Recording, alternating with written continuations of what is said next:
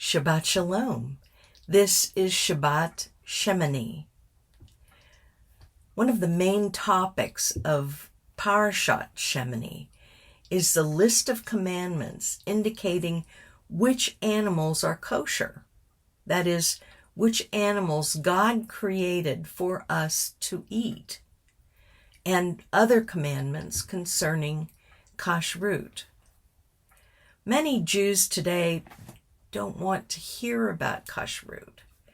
They want to hear about community and spirituality, ethics, something they consider relevant to modern life. Some Jews, even among who call themselves Orthodox, like our United Synagogue friends, see kashrut as a rather outdated, antiquated, irrelevant, even idiotic and unnecessary intrusion on their lives. If and when they keep kashrut, it is done grudgingly. I know that most of you probably don't feel this way, and you consider the biblical commands of kashrut as part of your way of life.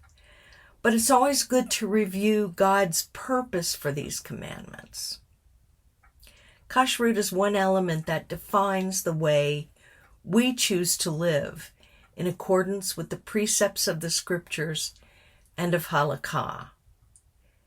In 1885, the Reform movement, liberal Judaism in the UK, rejected the laws of kashrut as no longer necessary or relevant to Jewish life. But interestingly, today most Reform rabbinical students keep kosher and feel it's appropriate to their lives. Some Jews may not keep kosher because God told us to do it, but they may keep kosher if they're convinced that kosher food is healthier and that they can see good scientific reasons to choose to eat this way. A recent anthology, The Sacred Table, written for Reform, that is, liberal Jews, Reform in the USA, possibly the least traditional among us, explains the laws of kashrut to postmodern Jews. Although kashrut is certainly not required for this branch of Judaism, there is more of an interest. In addition to presenting kashrut as a healthy option, this work encourages kashrut as a spiritual practice that can infuse our lives with gratitude and create community, as well as raising consciousness and identity. The conservative movement, Mazorti or Reform in the UK, sorry about the different names, but not my fault. Anyhow, the conservative movement never abandoned kashrut, but have always presented it as a mitzvah at the core of living a Jewish life, although many practice it only in their homes. The Orthodox and ultra-Orthodox continue to keep kashrut with many added rabbinic rules not found in the Torah. It's important to understand that keeping the laws of kashrut has never been about physical health, and scientists have actually proven this. However, there have always been those who want to find a health-related explanation for the commandments of God. I personally agree with the medieval Italian rabbi Abravanel, who wrote, "The Torah did not come to take the place of a medical handbook, but to protect our spiritual health." Thus, at the end of the long list of kosher and treif animals, we read, "Vit kadesh tem vahei item kadoshim." Sanctify yourselves, and you shall be holy. In other words, the food we eat has to do with living holy lives. It may also, incidentally, make us healthier than those around us. Rabbi Adin Steinsaltz taught the laws of kashrut as based on the principles that humans cannot live a higher, nobler life of the spirit without having the body undergo some suitable preparation for it. Kashrut can make a personal spiritual impact on our lives. Think about the difference it makes when you eat matzah for a week. That experience connects us with our people, past, present, and future, and with the covenant that God made with us. Think about it. With every meal we eat, we serve up connection, consciousness, gratitude. We recognize our unique role in the world around us and our relationship with its Creator and our eternal King. Why are we commanded by God to keep kashrut? Kosher or kashrut on an item of food basically means it follows all the Jewish legal guidelines. The word kosher has even gained a place in slang, which means appropriate, legitimate, or proper. Kosher food laws are extensive. Some derive directly from the scriptures, while others have been created through rabbinic interpretation. It's important for us to know the distinction between God-given and man-created commands. So, what are God's commandments concerning kosher food? According to Torah, as we read in this week's parashat, cloven-hooved, cud-chewing mammals are kosher. This includes not only beef, but deer, sheep, and goats, while pigs, camels, and rabbits, for example, are not kosher. Only certain birds are considered kosher, such as chicken, duck, geese, turkey, also pheasant, woodcock, quail, and other game birds. Lobster lovers are often dismayed to find that in the case of seafood, it must have fins and easily recognizable and removable scales. Therefore, all shellfish and lobsters, shrimp, mussels, and clams are not kosher. But you shouldn't feel bad about this, as they are bottom feeders. And some of them are related to cockroaches. Yes, they are the cockroaches of the sea. Tuna, salmon, cod, halibut, trout, herring, haddock, and many other fish are kosher.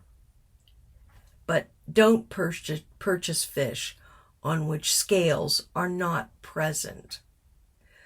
All animals, birds, and fish must be healthy and whole, killed in a prescribed humane manner, and in the case of animals and birds, the blood must be drained from them immediately. Rabbinic law, which we are not obligated to keep because it didn't come from God, has been added to that of the Torah. Under these additional man-created laws, no meat, including fowl, may be served with milk. They use the verse, "You shall not seethe a kid in its mother's milk." Well, chicken, as far as I know, doesn't have mother's milk. So this is kind of a strange thing. And of course, fish is excluded. Processed food must be prepared in the presence of a rabbi. Not a problem for me, of course. Poultry and meat must be slaughtered under strict guidelines called shechita, and the animals must not be in any way defective. Only those who are trained and qualified are allowed to slaughter and handle kosher animals. After animals have been killed, experts examine the animal to be sure that the animal is without illness, abnormalities, or anything else that can be considered inappropriate or harmful. The lungs in particular must be pure. All blood, nerves, and fat, most of the fat, is removed. Rabbinically kosher food is certified by a shechita stamp and includes the letter K or the Parv stamp, meaning neither meat nor dairy. Rabbinically kosher kitchens have to separate milk and meat and maintain separate sets of utensils, pots, pans, dishes, and anything else that comes in contact with food, including sinks and refrigerators. Dishes and utensils in a rabbinically kosher kitchen can't be washed together, and they must be dried using separate racks or dish towels or dishwashers as well. For Pesach, another 2 full sets of dishes, pots and pans, and utensils are required according to rabbinic directives. We are not commanded by God to observe these laws made by men, but we are commanded to observe the laws He has given us concerning what is to be considered food for His people. These laws have been known from before the time of Noah, as we see when he takes more of the clean animals into the ark. It is probable these laws were known to Adam and Chava. Just as we prepare our homes for Pesach, so we should be diligent in checking products for pork and other ingredients not approved by God. Whether or not we purchase kosher meat, we should immerse all fresh meat in salt water for at least an hour before cooking to assure that any blood is thoroughly drained. We do not eat halal meats because they fall into the category of food offered to idols, as prayers are recited over them, offering them to Allah, a pagan deity, not the God of the Bible. When dining out or in the home of friends, we should explain our dietary requirements in advance, in the same way we would mention food allergies, because treif is simply not food for us. As they say, we are what we eat. So, why do we follow laws of kashrut in the 21st century? We are called today, as we were when we stood at Sinai, to be a holy people, separated from those around us and different. Some people think God gave these commandments because He knew that these creatures were not good for us, and they build what might be called a health diet around these commandments. There are even books of this type. Others believe that the animals expressly forbidden are particularly unhealthy because of their eating habits. Both of these things may or may not be true, but these reasons are peripheral to God's intentions. He has created us to be a people set apart from all others and holy unto Him, whether we are Jews by birth or by choice. This means He has given us special dietary laws that are calculated to make us different from the goyim, the the people around us. What about those who say that the Ketuvim b'Mashikim rejects kashrut? These people usually refer to Acts 10, verses 9 through 16, but they fail to read or to fully comprehend what follows. Does Rav Shimon Kifa leave his vision to have a ham sandwich, or a shrimp cocktail, or perhaps a camel steak? The narrative that follows clearly demonstrates that the vision had nothing to do with food or the laws of kashrut. Instead, this vision was about Cornelius and the new way in which God was opening the doors into Israel's covenant relationship with him and to those from among the nations. The way to the God of Israel has always been through Israel. And Israel has always been inclusive. But Shimon Kifa was told by God that he was preparing to draw many from among the Goyim into the faith of Israel through Mashiach Yeshua. This vision prepared Shimon Kifa to take the Besarah, the good news, to Cornelius, a convert of the gate, meaning he would have already been circumcised, so that he might join with those born Jews as part of the covenant people of God. What about the Jerusalem Council and kashrut? Read Acts 15. The Jerusalem Council, which was made up of leaders in the Jerusalem Kahila, met to consider the case of those who were coming to faith in Mashiach Yeshua from among the pagans. This council was led by Rav Yaakov, and they rejected the idea of forcing those not born Jews who were accepting the Jewish Mashiach to be circumcised and keep the laws made by men as requirements for entrance to the covenant relationship with God through Mashiach Yeshua. But as we have read from the Parsha this morning, the council wrote to the Goyim who were turning to the Jewish Mashiach, explaining that there was an entrance requirement.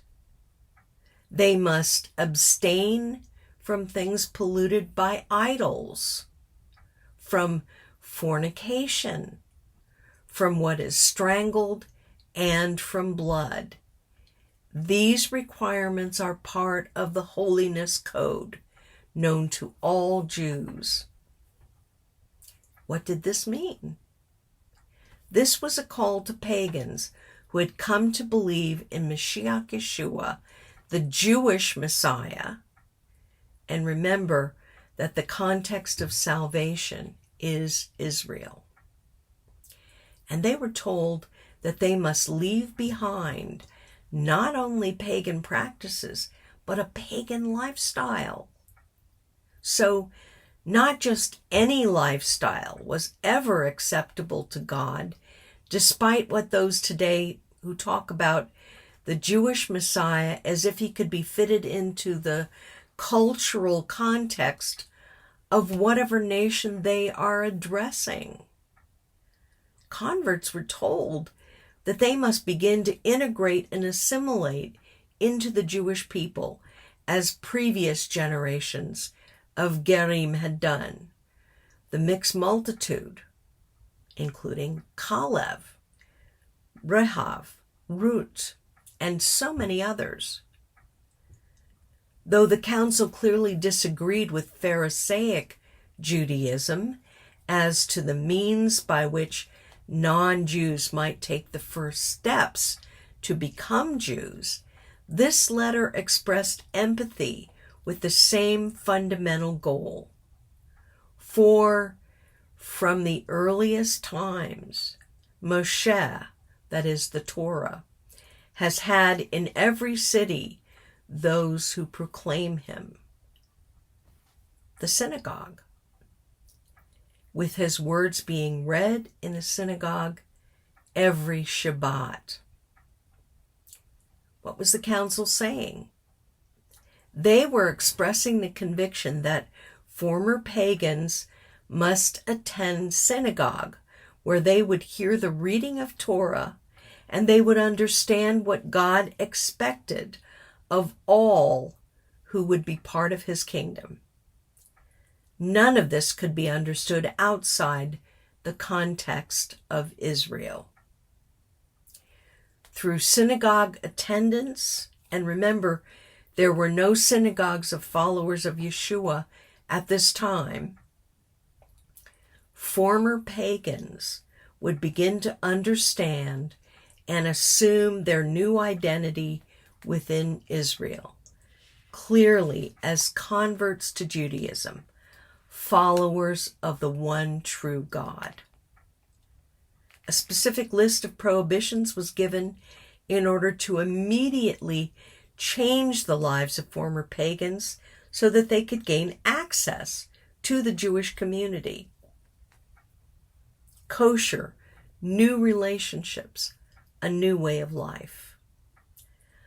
Unless pagans changed their lifestyles, adopting a basic level of righteousness, they would not even be permitted over the threshold of a synagogue or into a Jew's home, according to God's commandments. So the list of prohibitions was carefully constructed to reflect the most basic demands of the Torah for kashrut and holiness. The commands regarding food are part of the holiness code presented in Vayikra chapters 17 through 26. The mitzvah of Vayikra 17 through 26 began with prohibitions against sacrificing animals out in the field, literally a prohibition against a practice of idolatry. Legitimate sacrifices, of course, could only be made at the Mishkan. Vayikra 17, verses 10 through 16, prohibits the eating of meat with blood still in it. For the life of a creature is in the blood, and I have given it to you on the altar to make atonement for yourselves. This is also about how the animal is treated, handled, and killed. Vayikra 18, verses 6 through 20, contains mitzvot regulating sexual relationships. Although the prohibitions against idolatry, sexual immorality, and forbidden foods are not the end of holiness, they are presented in the Torah as the essential foundation upon which a holy life ought to be built. Thus, this is an introduction to the holiness code. Infringement of the holiness code resulted in the individual concerned being made cherem, cut off from the people of God, literally without God, excommunicated. God declared, "Do not make yourselves unclean by any of these things, because all the nations which I am expelling ahead of you are defiled with them. But you are to keep my laws and rulings and not engage in any of these disgusting practices, neither the citizen nor the foreigner living with you, those who would become converts." Vayikra 18, verses 24 through 30. By logical extension, if infringement of the holiness code, idolatry, sexual immorality, forbidden foods caused one to be cut off from the Jewish people, then observance led to inclusion within Israel. By commanding pagans who turned to the Jewish Messiah to abstain from things polluted by idols, from fornication, from what is strangled, and from blood, the Council of Jerusalem introduced former pagans to the means by which they could begin a life of Torah holiness and gain entrance to the community of Israel. Clearly, the council was concerned that these new believers in Yeshua should understand that they must separate themselves from the pagan world from which they had come. The edict was designed to keep non-Jews from continued involvement in pagan temples, where animals were sacrificed to idols. Eating food at a pagan temple was forbidden, as were things polluted by idols, that is, any animal killed at a pagan temple. Former pagans turning to Mashiach were to abstain from ingesting blood, an act that featured in pagan worship. It didn't matter if only the priest drank the blood. To be present among the worshippers was to be guilty of this act, as with Roman Catholics. Non-Jews accepting Mashiach Yeshua were to abstain from things strangled. Sacrifices in pagan temples were killed by strangulation, as well as by other means. Chickens in particular were commonly strangled until quite recent times in Europe, the USA, and they still are in other places. Torah commands that the blood of an animal be poured out on the ground, ensuring that food would not be saturated with blood, like pate, blood pudding, etc.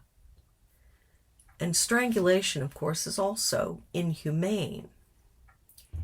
Pagan temples were not only the centers of worship in pagan society, they provided a cheap source of meat, as well as immoral companions. These places were expressly forbidden to former pagans entering into faith in the Jewish Messiah. And so they must find meat from a kosher source, the Jewish community, drawing them further into contact with Jews and a Jewish way of life. Today, God's purpose for us is to utterly transform our lives by His commandments, whether we're Jews by birth or by choice. As I've said, many Jews today, even those who claim to be part of one of the branches of Judaism, reject the commandments of God concerning kashrut. This may mean that they eat anything they fancy, or that they just don't eat non-kosher food at home. Many Jews do not believe that these commandments issue from God, but that they're simply created by ancient Jews for their own reasons. For those who do observe these commands, the added laws of the rabbis have made kashrut a burden rather than a privilege and a joy. God intended the kashrut laws as the most basic of commandments, separating us from the goyim by what we eat. In his book, To Be a Jew, Rabbi Chaim Donen writes that kashrut laws are designed as a call to holiness. Our ability to distinguish between right and wrong, good and evil, pure and defiled, the sacred and the mundane, is substantiated by the kind of self-control it takes to eat according to the commands of God.